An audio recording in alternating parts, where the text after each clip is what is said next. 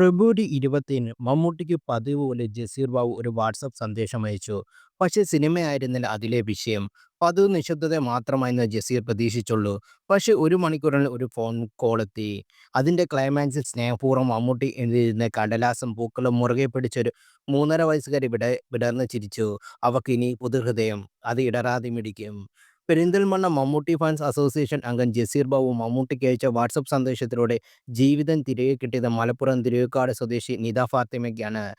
ജന്മനാ ഹൃദയരോഗബാധിതയായ ഈ കുട്ടിക്ക് ശസ്ത്രക്രിയയോടെ മമ്മൂട്ടി നിർദ്ദേശപ്രകാരം ആലുവ രാജഗിരി ആശുപത്രി പൂർണ്ണമായും സൗജന്യമാണ് നടത്തിയത്. റിലീസ് ദിവസം തന്നെ മമ്മൂട്ടി സിനിമ കണ്ട് അദ്ദേഹത്തിന്റെ അഭിപ്രായം അറിയിക്കുന്ന ആളാണ് ജസീർ. മറുപടി പ്രതീക്ഷിച്ചില്ലെങ്കിലും 10 വർഷമായി ഇത് തുടരുന്നു. പക്ഷേ ഫെബ്രുവരി 21 അയച്ച സന്ദേശത്തിൽ നിറഞ്ഞത് ഒരു കുടുംബത്തിന്റെ ഹൃദയവേദനയാണ്. ജസീറിന്റെ സന്ദേശം കിട്ടി ഒരു മണിക്കൂറിനുള്ളിൽ തന്നെ മമ്മൂട്ടിയുടെ നിർദ്ദേശത്തെ തുടർന്ന് അദ്ദേഹത്തിന്റെ കാരുണ്യ പ്രസ്ഥാനമായ കെയർ ആൻഡ് ഷെയർ ഇന്റർനാഷണൽ എന്ന ഭാരവാഹി ജസീറിനെക്ക് നേരിട്ട് വിളിച്ചു.